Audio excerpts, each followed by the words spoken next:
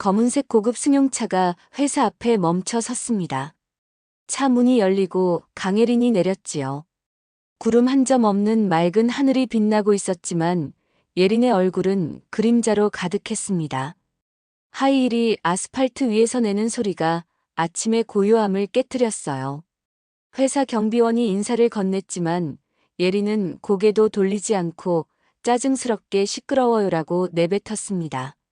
성큼성큼 걸음을 옮기며 회사 안으로 사라졌죠. 경비원은 그 자리에 굳어버렸습니다. 이런 일은 예린에게 일상이었어요. 사람들을 계급으로 구분하는 것, 이것이 아버지로부터 배운 첫 번째 교훈이었으니까요. 그날 오후 예린은 대학 시절부터 알고 지내던 친구 수진과 카페에서 만났습니다. 수진은 평범한 회사의 평범한 직장인이었지요. 두 사람은 근황을 나누다가 수진이 예린의 태도에 대해 언급했어요. 겉모습만 보고 사람 판단하는 건 위험한 거야. 특히 요즘 세상에. 라고 충고했지만 예린은 이를 그저 금수저에 대한 질투로만 받아들였죠. 친구의 말에 귀 기울이지 않은 그 선택이 앞으로 벌어질 일들에 더 다른 영향을 미쳤을지도 모를 일이었습니다. 다음 날 예린은 본사에 정식으로 입사해 임원 수업을 받기 시작했어요. 강한홀딩스의 후계자로서 모든 부서를 알아야 한다는 아버지의 뜻에 따라 그녀는 부서별 탐방 일정을 받았지요. 첫 번째 일정은 회사 구조 이해하기였고 아버지의 지시로 가장 기초적인 곳부터 둘러보게 되었습니다. 주차장, 경비실, 구내식당까지요. 예린은 불만스러웠지만 아버지의 뜻을 거스를 수 없었죠. 마지못해 비서를 따라 나섰고 마침내 경비실 앞에 도착했습니다. 경비실은 생각보다 좁았어요. 책상 하나, 의자 2개, 벽면에 CCTV 모니터들이 전부였습니다. 예린의 시선을 사로잡은 것은 구석에 앉아 책을 읽고 있는 경비원이었지요. 바로 어제 그녀가 무시했던 바로 그 사람이었어요. 비서가 이 사람이 본사 경비 책임자 이만수라고 소개했습니다. 이만수는 조용히 일어나 인사를 건넸지요. 그의 얼굴에는 주름이 깊게 패여 있었지만 눈빛은 맑고 단정했어요. 예린은 경비원을 위아래로 훑어보다가 그가 들고 있던 책에 시선이 멈췄습니다. 낡고 빛바랜 동화책 별빛 속으로였죠. 왠지 모르게 익숙한 느낌이 들었어요. 그녀는 날카롭게 여기가 무슨 도서관인 줄 아세요? 라며 꾸짖었습니다. 이만수는 당황했지만 곧 차분하게 사과했지요. 그 순간 예린은 그 책이 돌아가신 엄마가 생전에 가장 좋아하던 동화집임을 깨달았어요. 말을 더듬으며 책에 대해 물었고 이만수는 그것이 소중한 책이라고만 대답했습니다. 예린의 머릿속에 갑자기 엄마의 기억이 밀려왔지요. 엄마가 그 책으로 동화를 읽어주던 따뜻한 순간들. 오랫동안 억눌러왔던 기억들이 선명하게 되살아났어요. 비서의 안내에 따라 예린은 다음 장소로 이동했지만 그녀의 머릿속엔 계속 그 책과 경비원의 모습이 맴돌았습니다. 어떻게 회사 경비원이 그 희귀한 동화책을 가지고 있을 수 있을까? 그 책은 절판된 지 오래였는데 말이죠. 일과를 마치고 사무실로 돌아온 예린은 서랍에서 오래된 사진 한 장을 꺼냈어요. 엄마와 함께 찍은 마지막 사진이었습니다. 엄마는 환하게 웃고 있었고 어린 예린은 그 품에 안겨 있었지요. 엄마의 손에는 바로 그 동화책 별빛 속으로가 들려 있었어요. 예린은 회사 인사 시스템에 접속해 이만수에 대한 정보를 찾아보았습니다. 놀랍게도 그에 대한 정보는 매우 적었지요. 이름, 나이, 입사일 등 기본적인 정보만 있었고 이전 직업란에는 교사라고만 적혀 있었어요. 마치 의도적으로 정보를 최소화한 것 같았습니다. 예린은 이 경비원의 정체와 그가 왜 엄마의 소중한 책을 가지고 있는지 반드시 알아내기로 결심했죠. 다음 날 아침 예린은 평소보다 일찍 출근해 회사 자료 창고로 향했습니다. 자료 창고실 담당자는 그녀의 이른 방문에 놀랐지만 예린이 회사 역사와 창립 초기 자료를 보고 싶다고 하자 오래된 문서철 몇 개를 가져왔지요. 예리는 서둘러 자료를 넘겨보기 시작했어요. 페이지마다 먼지가 일고 종이는 누렇게 변색되어 있었습니다. 그녀의 손끝이 떨렸지요. 무언가 중요한 것을 발견할 것 같은 예감이 들었어요. 마침내 예리는 한 장의 사진을 발견했습니다.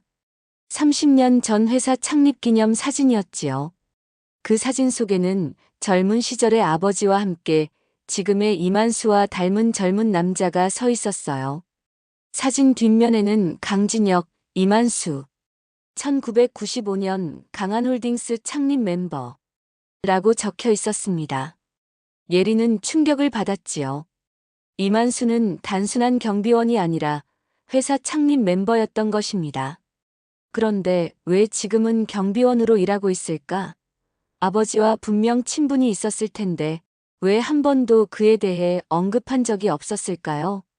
더 깊이 조사하던 예리는 이만수가 원래 회사의 중역이었지만 25해 전에 갑자기 강등되어 줄곧 경비부서에서 일해왔다는 사실을 발견했어요. 그의 경력에는 큰 공백이 있었고 무언가를 숨기고 있는 듯 했습니다.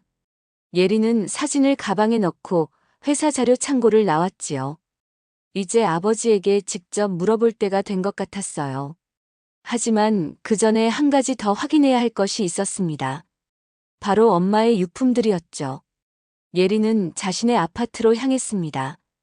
그곳에는 엄마의 유품을 보관한 작은 방이 있었지요. 18해 전 갑자기 세상을 떠난 엄마의 흔적은 그곳에만 남아 있었어요.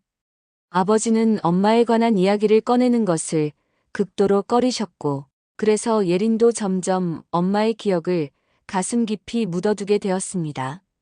방에 들어선 예린은 오래된 상자 하나를 꺼냈습니다. 그 안에는 엄마의 일기장과 사진들이 고이 보관되어 있었지요. 예린은 조심스럽게 일기장을 펼쳤어요. 엄마의 필체는 여전히 선명했고 언제나처럼 따뜻했습니다. 그녀는 일기장을 넘기다가 갑자기 멈췄지요. 한 페이지에 작은 사진이 끼워져 있었기 때문입니다. 그것은 젊은 시절의 엄마와 또 다른 남자가 함께 찍은 사진이었어요. 그리고 그 남자는 다름 아닌 이만수였습니다. 사진 뒷면에는 이렇게 적혀 있었지요. 내 사랑하는 동생 미연과 함께 1994년 여름. 예린의 눈에서 눈물이 흘러내렸습니다. 사진 속 엄마는 환하게 웃고 있었고 이만수의 팔에 기대어 있었지요. 그들은 분명 남매였어요. 그렇다면 이만수는 예린의 외삼촌이었던 것입니다. 어떻게 이런 일이? 예린은 혼란스러웠지요.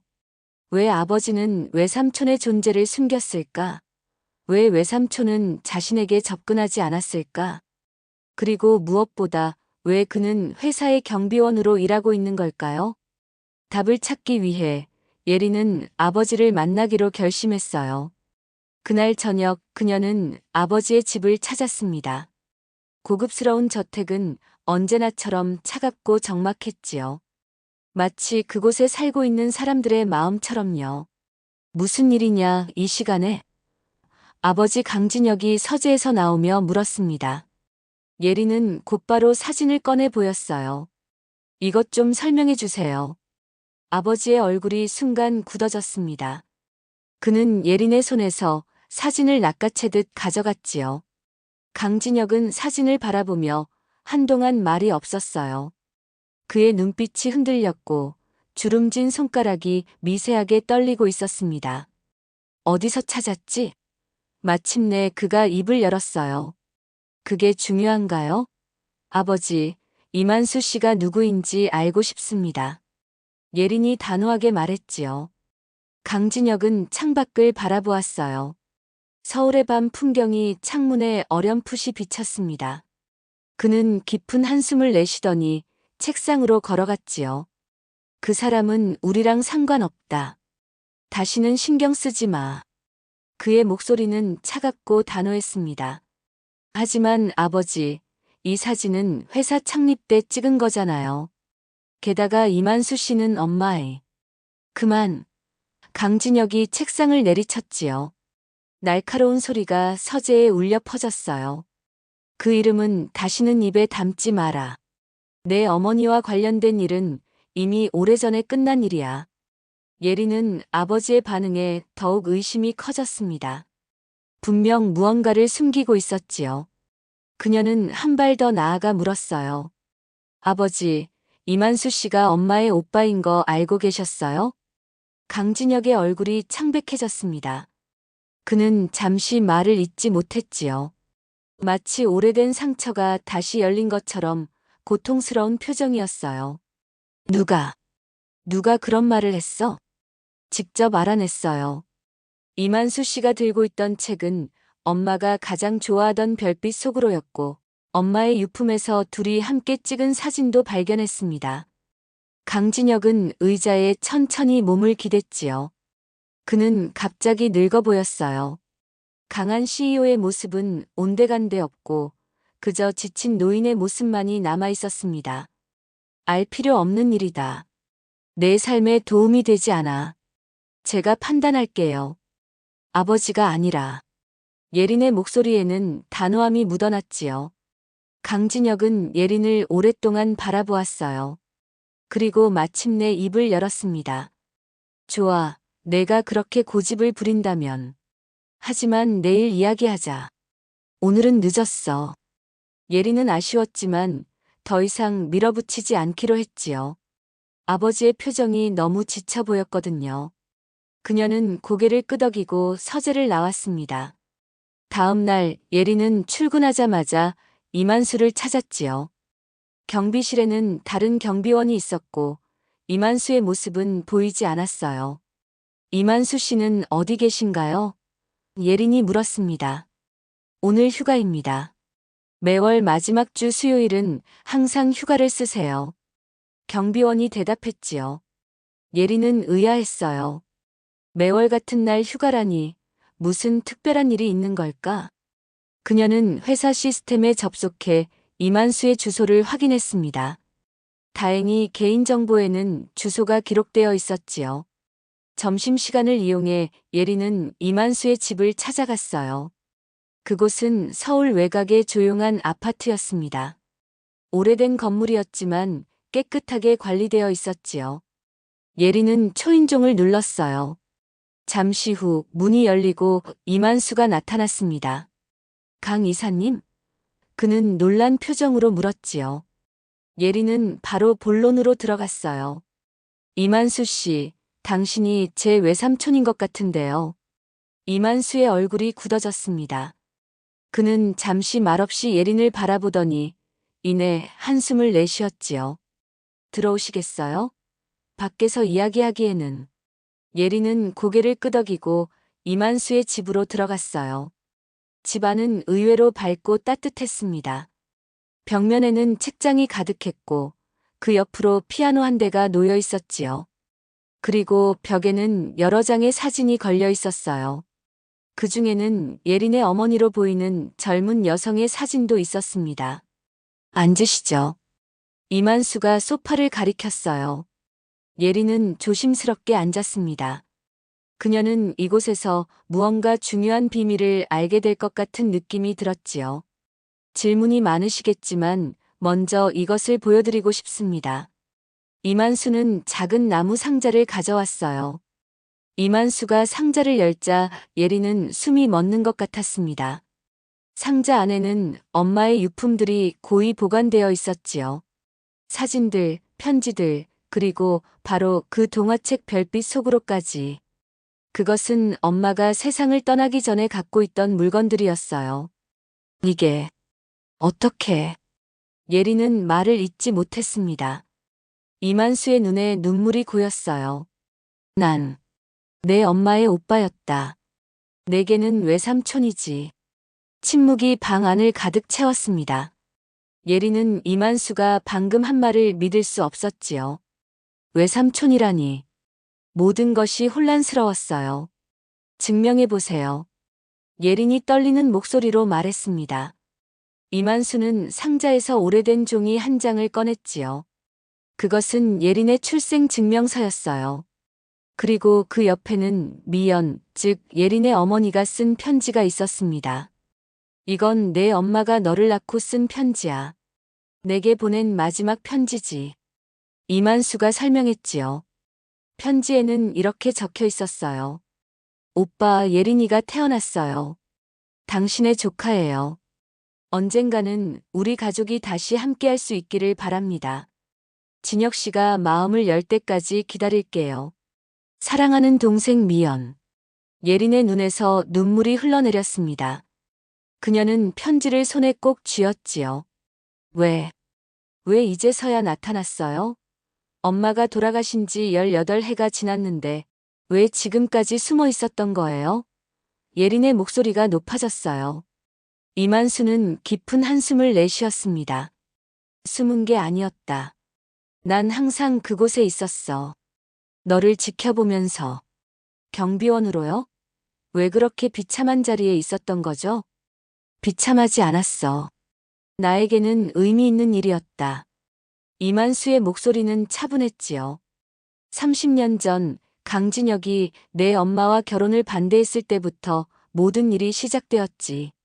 예린은 충격에 휩싸였어요. 아버지가 엄마와의 결혼을 반대했다니, 그건 처음 듣는 이야기였습니다. 무슨 말씀이세요? 아버지는 엄마를 사랑하셨잖아요. 그랬지. 하지만 그만큼 자신의 명예와 체면도 사랑했어. 내 엄마는 평범한 교사의 딸이었고, 강진혁은 당시 유망한 사업가였어. 그는 내 엄마의 배경이 자신의 사업에 방해가 될까 두려워했지. 이만수는 과거를 회상하며 이야기를 이어갔어요.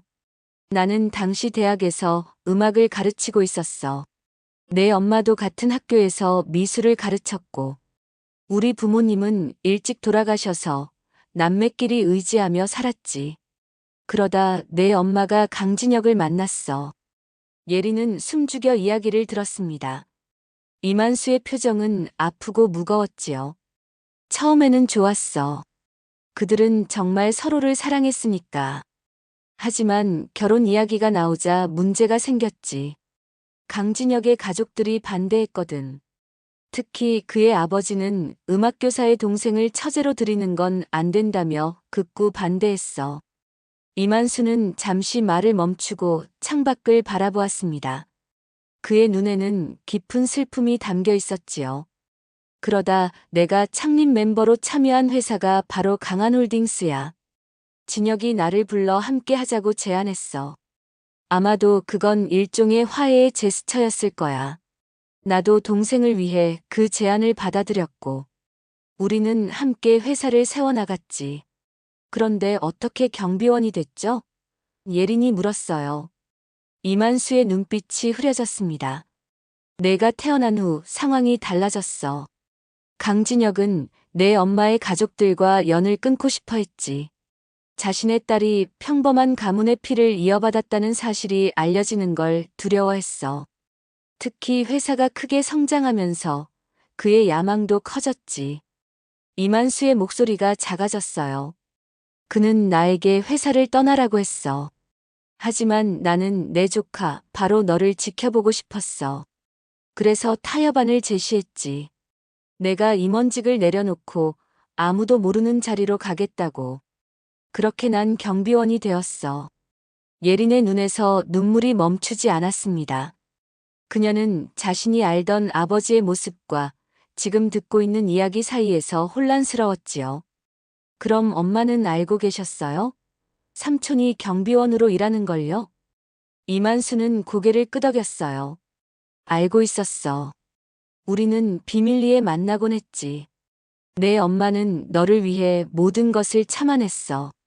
강진혁이 제공하는 안정된 환경에서 내가 자라길 바랐으니까.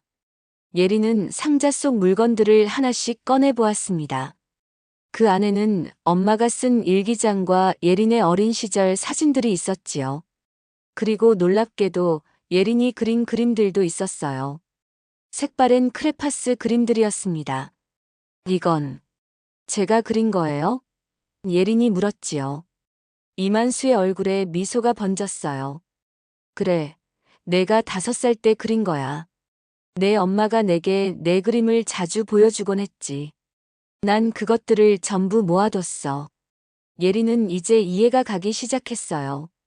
엄마의 죽음 이후 아버지가 엄마에 관한 모든 것에 관해 철저히 비밀에 감추었던 것이 왜 그랬던 것인지. 예리는 자리에서 일어나 방 안을 천천히 걸었습니다.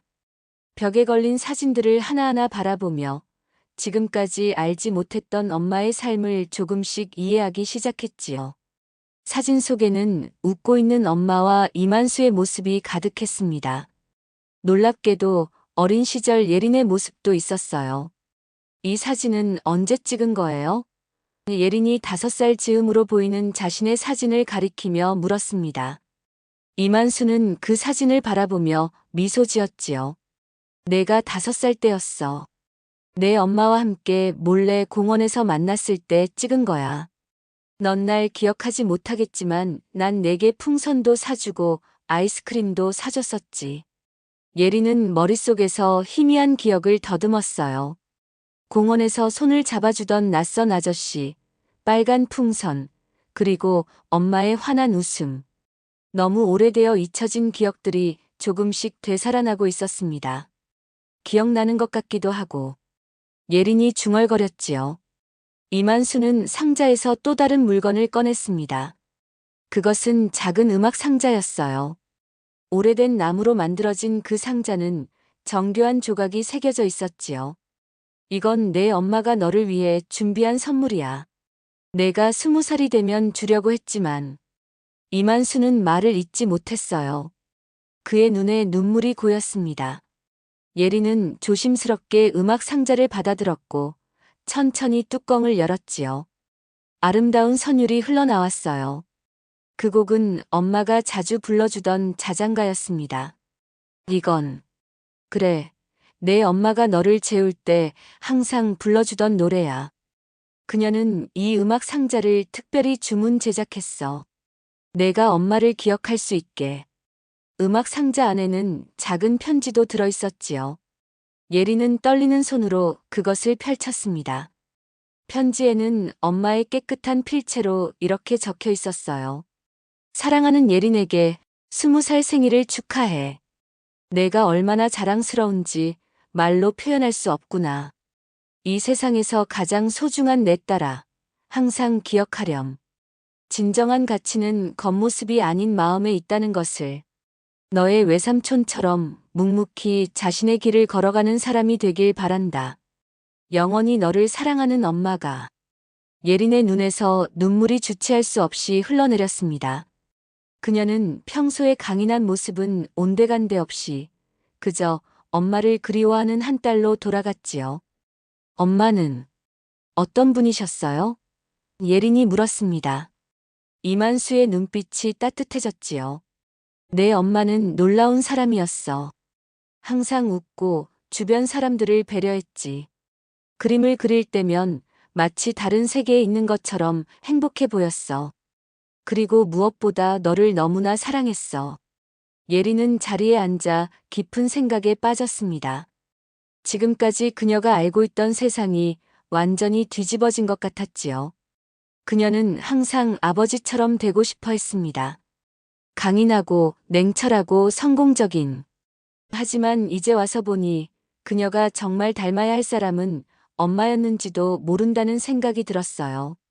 삼촌, 왜 이제서야 제게 이 모든 걸 알려주셨어요? 왜 계속 기다리셨죠? 이만수는 깊은 숨을 들이마셨습니다. 약속 때문이야. 내 엄마와 한 약속. 그리고 내 아버지와의 약속도. 아버지와의 약속이요? 그래.